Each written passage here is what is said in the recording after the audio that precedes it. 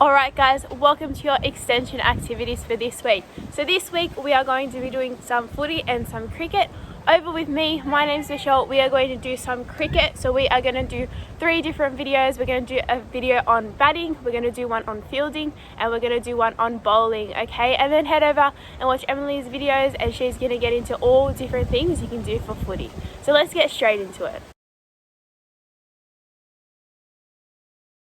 Alright guys, this video we are going to focus on bowling our ball. Now there are different ways you can bowl the ball in cricket. Obviously we have our spin bowlers, but today we're just going to try and bowl straight, okay? We want to hit that middle stump, get that person out. Now when we're bowling, there is a specific technique that we need to have, okay? I like to call it the 3-finger rule. So you need to use 3 fingers on the ball, okay? These are our 2 rabbit ears, and if you look on the cricket ball, it has some stitching, okay? You want out your rabbit fingers on either side of the stitching, and our 3rd finger is going to tuck right underneath that. So that's the first thing I want you to practice. I want you to go get a ball. If you don't have a cricket ball, you can use a tennis ball and just practice the technique.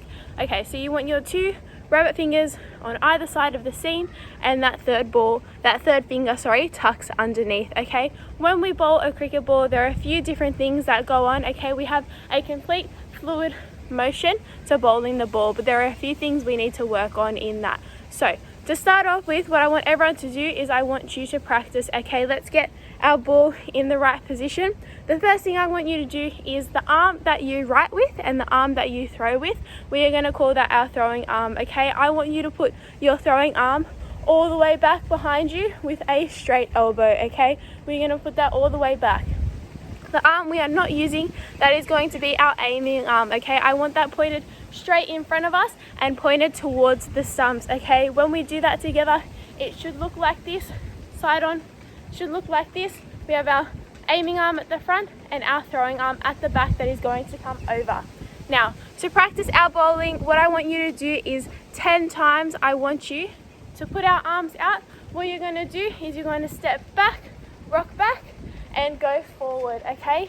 Let's just practice that without throwing the ball. So we're going to put our arms out, we're going to rock back and go forward, okay? When I'm rocking back, I'm leaning on my back leg, so my right leg, because my right arm is bowling, and the other leg comes up off the ground, and then we rock forward and bowl, okay? Back and forward. Now, about the release, okay? When we release the ball, we do not want to release it too high because then it's going to go straight up in the air.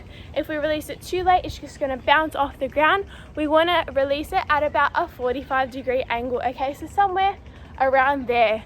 When we bowl the cricket ball, we want it to bounce about 3/4 of the way up the pitch. So I'll show you that later on. So now what I want you to practice is bowling. When we bowl, we want to keep our bowling arm very close to our ear, okay? If it comes out to the side too much, it's going to go straight across the pitch, okay? We want to keep that arm nice and close to our ear when we bowl.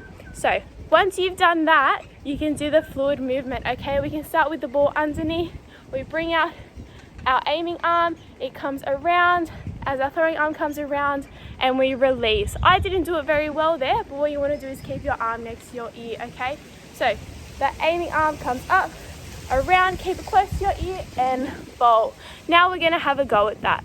Okay, so at home, if you don't have stumps, you can just use a bin, or you can put some tape on a wall outside to set up some stumps. Here I have 2 cones. Now these cones are about 3/4 of the way up the pitch, and that is where I want the ball to bounce, okay? By putting those cones there, I have an aiming point when I bowl. Okay, so let's try that, give that a go. What I want you to do is practice 10 times and see how many times you can hit the stumps. Remembering our 3-finger rule, our aiming arm, our throwing arm, keeping it close to our ear, and our release, okay?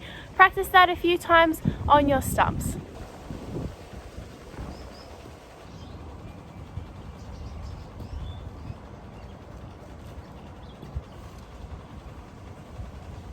Now that you've got that technique, you can get mum or dad or a sibling to go stand in front of the stumps as a batter, and you can try and get them out.